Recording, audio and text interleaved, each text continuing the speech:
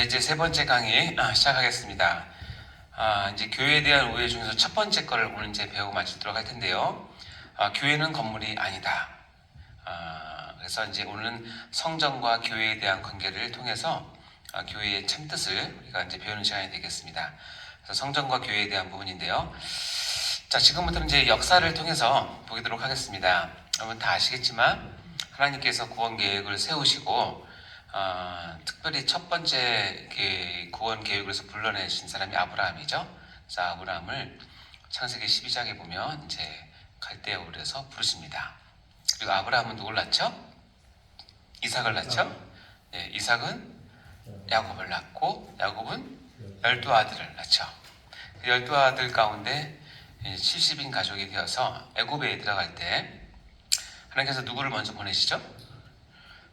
요셉을 먼저 보내죠. 요셉을 종으로 팔려가게 했지만 또 하나님께서 특별한 섭리 가운데 거기서 이제 총리가 되게 하고 70인의 그 야곱의 가족을 애굽에 들어오게 합니다. 그리고 나서 애굽에 와서 약 400년 동안 장정만 60만, 그래서 뭐 학자에 따라서 200만 내지 250만 또는 300만까지 또 이제 70일에서 이제 그 정도 됐으면 이제 민족이라고 할 정도가 되죠. 그런데 그 특이한 건 뭐냐면 애굽 들어갈 때는 총리의 가족으로 VVIP 대접받고 들어갔는데 그 사이에 애굽의 정권이 바뀌게 되잖아요. 정권이 바뀌게 되면서 이 이스라엘 백성들이 VVIP 패밀리에서 졸지에 노예가 됩니다. 그래서 노예가 돼서 직사하게 고생을 합니다. 그럼에도 불구하고 이 이스라엘 사람들은 하나님께서 은혜를 베푸셨는지 아주 번성합니다. 그래서 장정만 60만이니까 엄청난 거죠. 이렇게 있다가 하나님께서 때가 되셔서 아까도 얘기했지만 모세를 부르시고 모세를 지도자로 세우셔서 출애굽을 시키시지 않습니까? 그래서 홍해를 가르고 이제 다시 가나안 땅을 향해서 출발을 하게 되죠. 그래서 이제 광야에 들어와서 처음에 이제 머물렀던 곳이 바로 시내산이죠.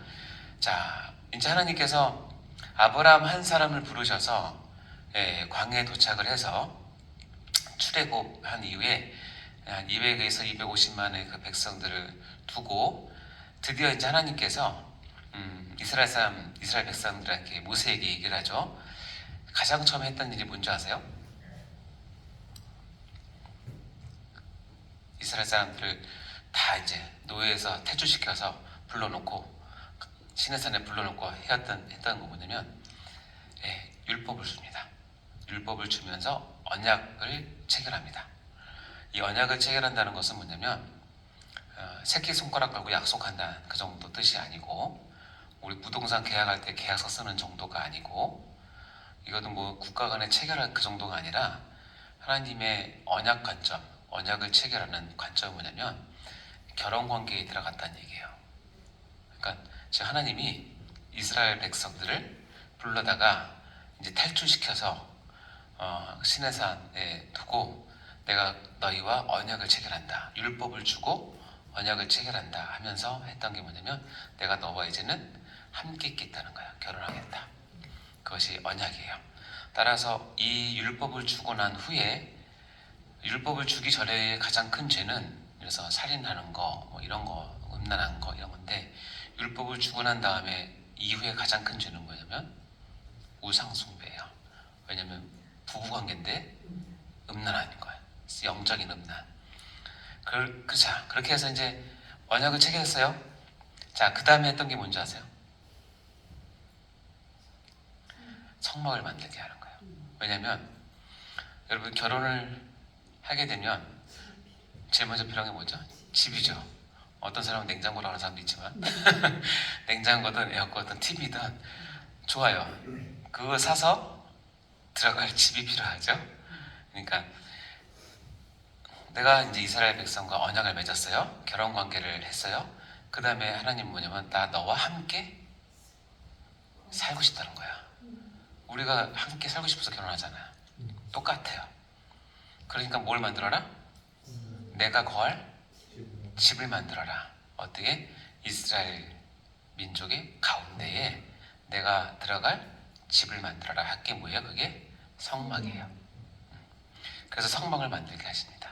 그래서 하나님께서 성막을 만드는 설계도와 그러한 것들을 모세가 아무리 애굽에서 왕자 교육을 받고 광야에서 40년 동안 살아서 지혜가 투철하지만 모세의 지혜를 눈꼽만큼도 빌리지 않고 성막은 하나님께서 처음부터 끝까지 다 지시하십니다.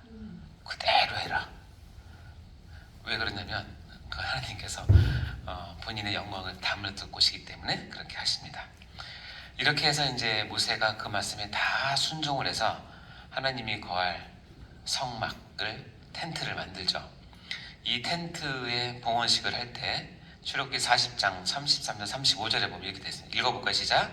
그는 또 성막과 제단 주위 뜰에 포장을 치고 뜰 문에 휘장을 다니라. 모세가 이같이 역사를 마치니 구름이 회막에 덮이고 여호와의 영광이 성막에 충만하며 모세가 회막에 들어갈 수 없었으니 이는 구름이 회막 위에 덮이고 여호와의 영광이 성막에 충만하며. 보면 이 성막을 다 마치고 역사를 다 마치니까 뭐냐면 구름이 회막에 덮였어요. 그러면 하나님께서 현현하신 것인데 구름의 형태로 오신 거죠. 하나님의 영광이 구름의 형태로 성막에 충만했어요. 이것은 하나님이 성막에 임재를 하신 거라고 이해하시면 됩니다. 어느 정도 충만했냐면 모세가 회막에 들어갈 수 없을 정도로. 모세가 누구냐면 이전에는 하나님과 단독으로 대면하면서 얘기했던 모세예요.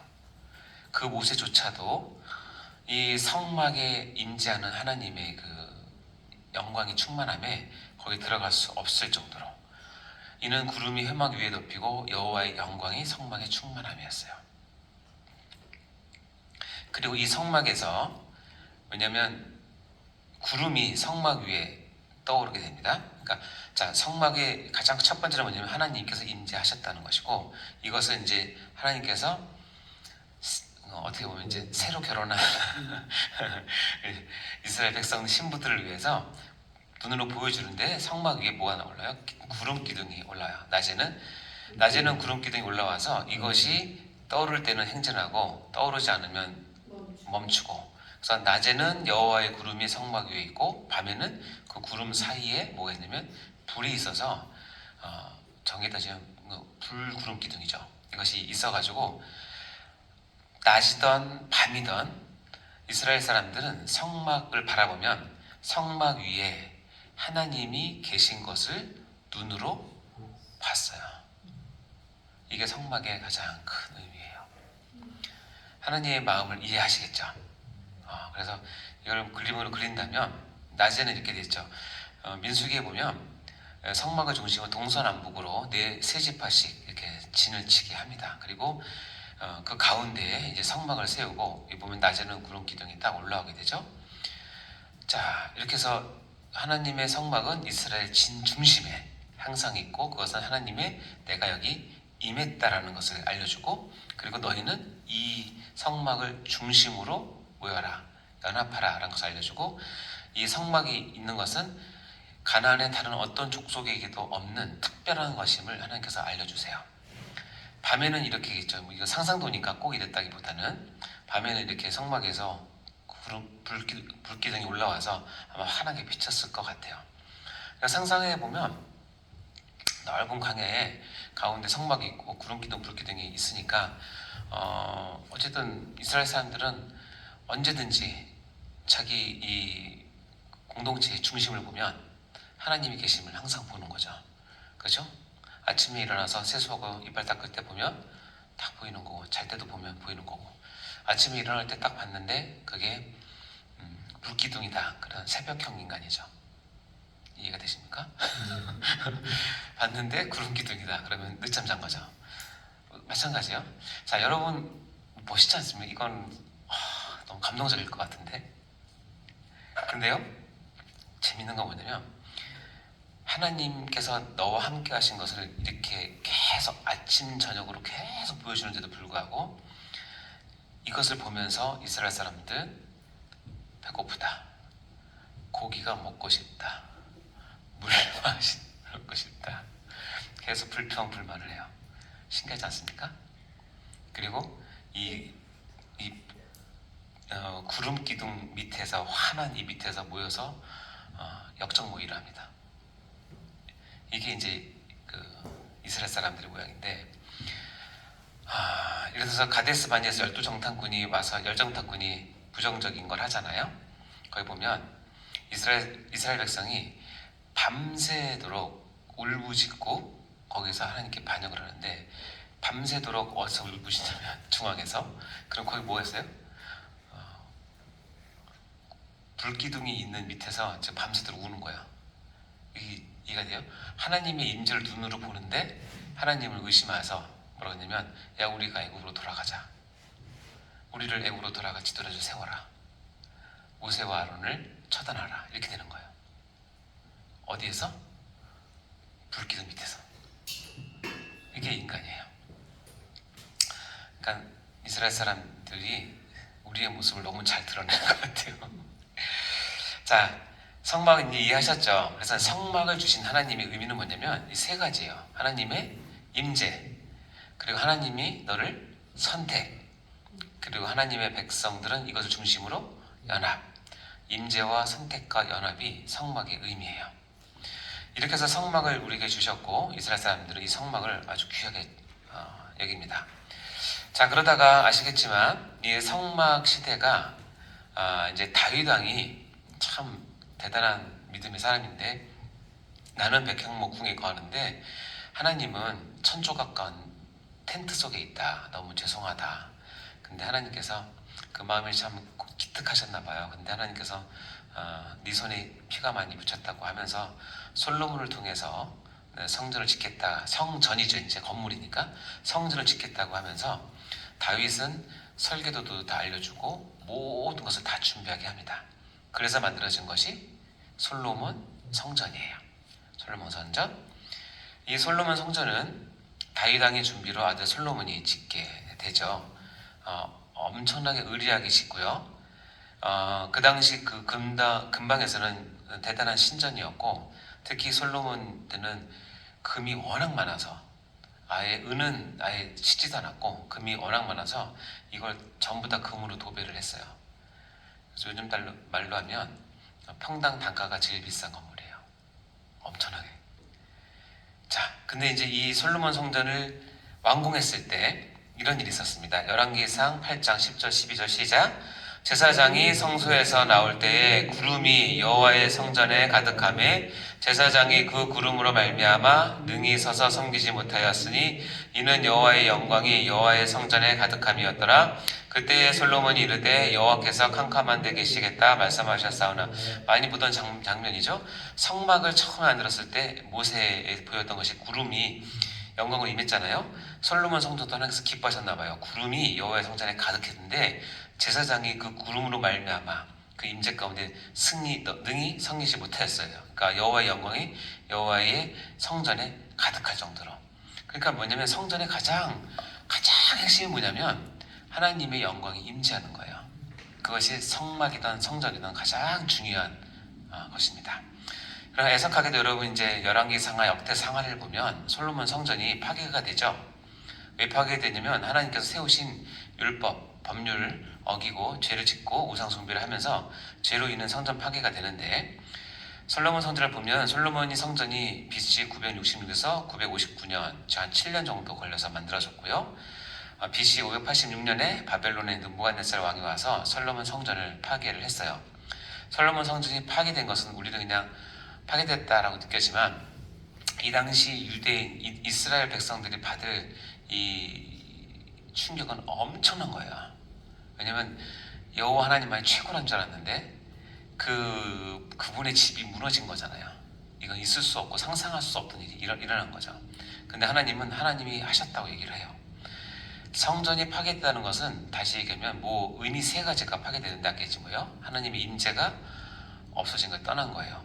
하나님의 선민 선택한 것도 취소가 된 것이고, 그래서 어떻게 해요? 다 포로로 끌려가게 되죠. 그리고 하나님의 성전 중심으로 연합, 즉 예배를 못 드리게 되므로 뿔뿔이 흩어져서 이제 성전이 없어진 상황이 되어버린 거예요. 이것이 솔로몬 성전이에요. 그러다가 이제 70년에 포로 기간이 끝난 후에 고레스 왕의 칙령에 의해서 다시 이스라엘로 돌아왔을 때 수르바벨이 와서 수르바벨 성전을 재건을 합니다. 마찬가지로 이것은 이스라엘은 종교적인 민족이기 때문에 성전을 재건한다는 것은 믿음의 회복, 신앙의 회복을 뜻하는 거예요. 그래서 어쨌든 어려움 끝에 수르바벨 성전이 다시 재건이 됐는데 에스라에 이제 이렇게 표현이 됩니다. 에스라 3장 11절 12절 읽어보겠습니다. 시작. 찬양으로 화답하며 여호와께 감사하여 이르되 주는 지극히 선하심으로 그의 인자하심이 이스라엘에게 영원하시도다 하니 모든 백성이 여호와의 성전 기초가 놓임을 보고 여호와를 찬송하며 큰 소리로 즐거이 부르며 제사장들과 레위 사람들과 나이 많은 족장들은 첫 성전을 보았으므로 이제 이 성전의 기초가 놓임을 보고 대성통곡하였으나 여러 사람은 기쁨으로 크게 함성을 지르니. 자, 이제 스룹바벨 성전의 기초가 놓임을 보면서 그 모임에 참석했던 사람 중에서 나이 많은 분들이 대성통곡을 했어요. 이유는 뭘까요? 그렇죠. 첫 성전이 뭐예요? 솔로몬 성전이죠. 솔로몬 성전 아까 얘기했지만 당대 최고의 성전이었고 평당 단가가 제일 비싼 성전인데 스룹바벨 사람은 너무 초라하거든요. 그러니까 뭘 느끼냐면 하나님께 너무 죄송한 거예요. 우리 조상이 내가 죄를 져서 하나님 여호와 하나님의 집이 쫄딱 망했다는 거예요. 그렇게 좋던 요즘 말로 하면 엄청나게 100평짜리 집이 한 10평짜리 줄어든 거라고 생각하는 거죠. 그러니까 너무 죄송하니까 대성통곡을 했고 그 밖에 그 모르는 사람들은 어쨌든 성전이 다시 지어지니까 너무 좋으니까 크게 함성을 질렀다라고 표현을 하고 있죠. 근데 스룹바벨 성전은 하나님의 영광이 구름으로 임했다는 표현은 나타나지는 않아요. 그래서 이 스룹바벨 성전은 포로기 이후에 다시 이스라엘 회복의 중심은 성전의 건축이니까 바벨론 포로 이후 BC 536년에서 516년 동안 거의 20년 동안 짓게 되는데 왜 이렇게 오래 걸렸냐면 이것을 짓게 되는데 주변에 여러 다른 족속들이 엄청나게 방해를 많이 해가지고 공사가 중단되거든요. 그래서 이제 느헤미야와 에스라가 와서 이것을 재촉함으로 어쨌든 이렇게 지어지게 되는데 이 스룹바벨 성전이 재건되는 건 또 의미 세 가지가 회복되는 거예요. 하나님의 임재, 하나님의 선택, 그다음에 백성들의 연합이 회복이 되는 거죠. 자, 그래서 이 스룹바벨 성전은 이제 쭉 이어집니다. 그런데 이제 중간사에 들어가면 이 이스라엘 근동에 지형이 계속 바뀌게 돼요. 헬라가 와서 점령을 하게 되고 이제 쭉 바뀌게 되면서 스룹바벨 성전에서 제사가 제대로 드려지는 적이 거의 없을 정도로.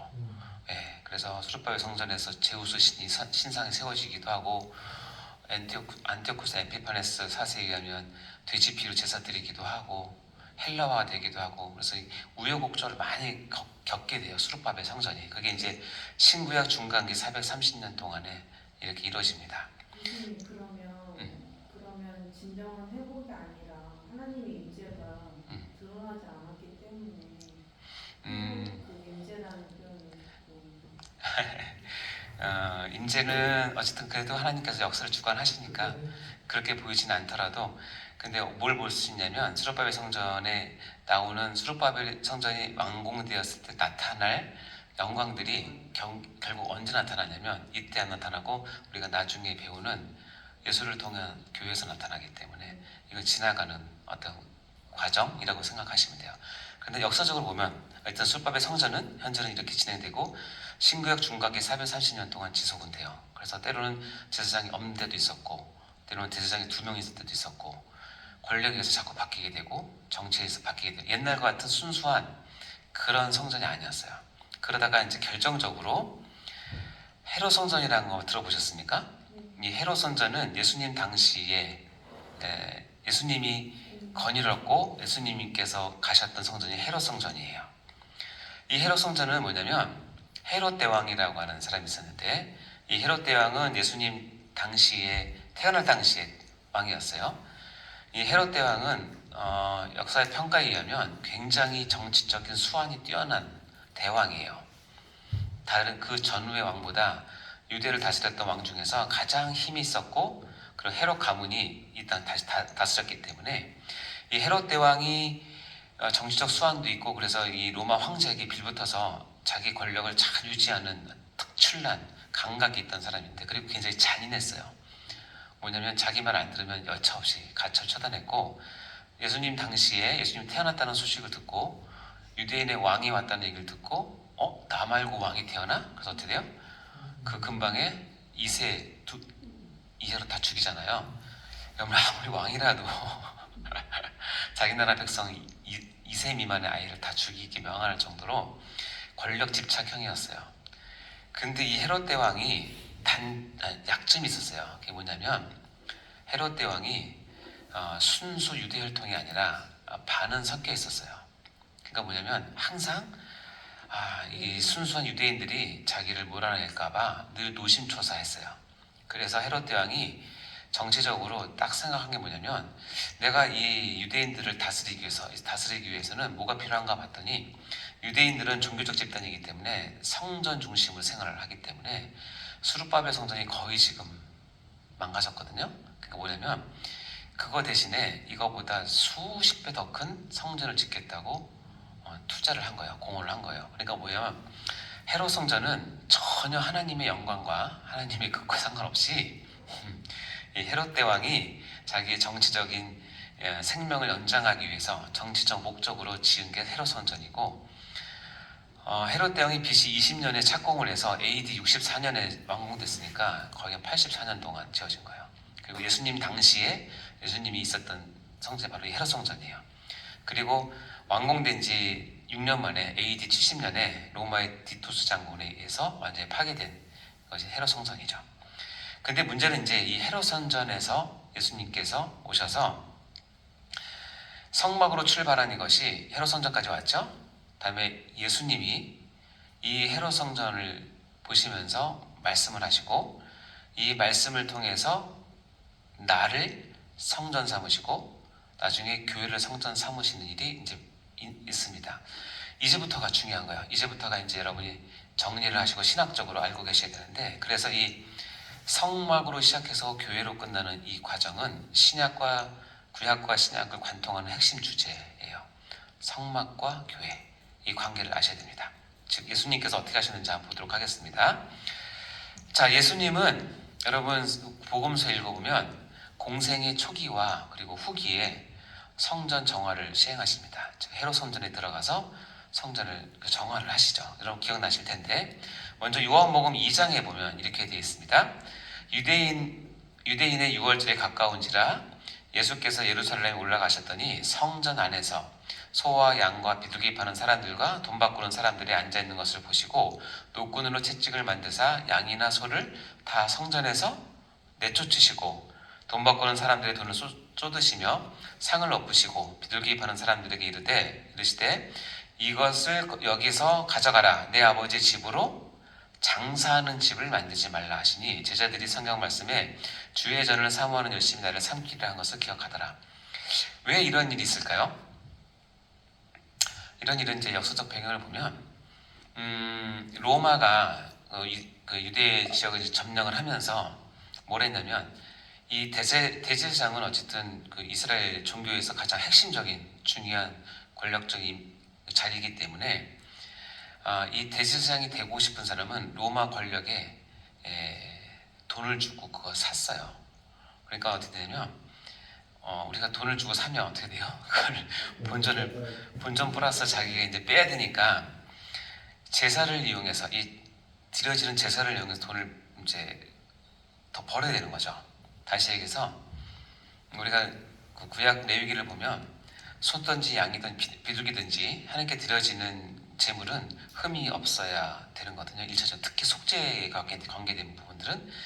근데 아무리 튼튼한 소, 깨끗한 양을 가지고 와도 마지막 제사장이 빠꾸를 놓는 거예요. 별트집을 잡아서 빠꾸를 놓으면 그 한두 번 빠꾸 당하면 어떻게 되죠? 그럼 옆에 이제 브로커가 와서 얘기해 줍니다. 이게 사람이 이렇게 어리석냐, 집에서 가져오면 안 되고 제사장이 지목한 가게에서 그걸 사야 된다. 그래서 가보면 소나 양이 다 비실비실하고 안 좋은데도 불구하고 거기 표시가 되어 있기 때문에 그것을 가져가면 다 받아준 거예요. 그러니까 제사를 드리고 싶은 신앙심을 이용해서 장사를 한 거죠. 그러니까 밖에서 파는 소나 양의 값보다 훨씬 비싼 값을 주고 팔고, 또 성전 안에서는 세상 돈을 쓸 수 없기 때문에 성전 돈으로 바꾸면 환전해서 또 엄청나게 이익을 취하고, 그리고 이것을 이제 이런 것도 이제 돈을 쏟고 이런 다 이런 내용들이거든요. 그러니까 뭐냐면 하나님 보시기에는 헤롯 성전에서 하고 있는 꼴이 제사의 건물상은 있지만 장사를 하는 거죠. 예, 돈벌이를 하는 거죠. 이것을 한번 하나님께서, 예수님께서 오셔서 정화를 하시죠. 그렇게 하시고 이제 예수님께서 또 공생의 후기 때 마태복음 21장에 보면 또 이렇게 되어 있습니다. 예수께서 성전에 들어가사 성전에서 매매하는 모든 사람을 내쫓으시며 돈 바꾸는 사람들의 상과 비둘기 파는 사람들의 의자를 둘러엎고 그들에게 이르시되 기록된 바 내 집은 기도하는 집이라 일컬음을 받으리라 하였거늘 너희는 강도의 소굴을 만드는도다. 헤롯 성전에서 이 성전을 팔고 사고 하는 게 실은 안에 제사 드리는 쪽이 아니라 이방인의 뜰이라고 하는 것을 주로 했어요. 그러니까 뭐 유대인 생각에는 이방인의 뜰에서는 뭘 해도 얘네들은 어차피 이렇게 생각을 했던 것 같아요. 근데 여러분, 솔로몬이 성전 기도하는 걸 보면 이방인이라고 하더라도 성전을 향해서 기도하시면 들어달라는 기도가 있어요. 그러니까 내 집은 기도하는 집이라는 뜻은 뭐냐면, 나는 너희들뿐만 아니라 모든 민족들, 이방인들도 나에게 예배하고 기도하길 원하는데, 지금 기도해야 될 그 자리를 뭐하고 있어요 지금? 네, 장사를 하고 있는 거예요. 그래서 강도의 소울이라고 얘기를 하는 거예요. 그래서 예수님은 지금 헤롯 성전을 인정하는 거예요? 부정하는 거예요? 완벽하게 부정하는 거죠. 왜냐하면 거기에는 진정한 예배와 제사가 있지 않기 때문에. 그런데 예수님께서 아주 청천벽력 같은 선언을 하십니다. 예수님이 자기의 육체를 성전이라고 얘기를 합니다. 마태복음 12장 6절에 보면, 읽어볼까요? 시작. 내가 너에게 이르노니 성전보다 더 큰 이가 여기 있느니라. 성전보다 더 큰 이가 여기 있다고 하면서 이거는 정말 엄청난 선언이에요. 성전보다 더 크다? 이거는 그 당시 유대인이 갖고 있는 성전 중심, 그리고 성전은 하나님의 임재, 하나님 여호와의 것이라고 생각했던 건데 그거보다 더 크다고 얘기를 하고, 그 다음 말이 더 그렇죠. 요한복음 2장 19절부터 21절 시작. 예수께서 대답하여 이르시되 너희가 이 성전을 헐라 내가 사흘 동안에 일으키리라. 유대인들이 이르되 이 성전은 46년 동안에 지었거늘 내가 3일 동안에 일으키겠느냐 하더라. 그러나 예수는 성전된 자기 육체를 가리켜 말씀하신 것이라. 예수님께서 제자들이 얘기합니다. 하나님, 이 성전을 보십시오. 헤롯이 이렇게 우리를 위해서 성전을 우람하게 크게 짓습니다 라고 했는데 예수님께서 소금 뿌리는 얘기를 하시죠. 너희가 이 성전을 헐라 내가 사흘 동안에 일으키리라. 여러분은 이 성경 구절을 읽으면 뭐가 떠오르세요? 지금은 계시가 종결된 상황이니까 이거를 딱 읽으면 여러분 같으면 예수님께서 어떻게 해요? 내가 죽고 사흘 만에 부활해서 구원을 이루겠다, 예배를 완성하겠다, 이런 뜻으로 딱 받아들이잖아요.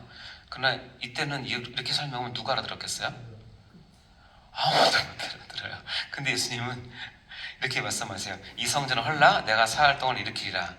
유대인들이 이럴 때 이 성전은 46년 동안에, 지금 46년 때 지어지고 있는 건데 야 네가 3일 동안에 일으키겠냐? 라고 질문하는 거죠. 아주 현실적인 질문이에요. 그러나 여기 성경에는 어떻게 이렇게 하냐면 예수는 성전대 자기 육체를 가리켜서 말씀하시는 걸 얘기하시는 거예요.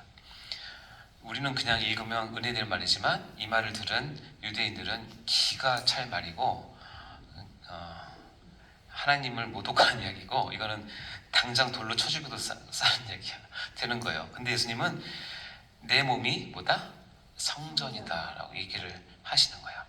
왜냐면 예수님이 하나님이시니까. 네.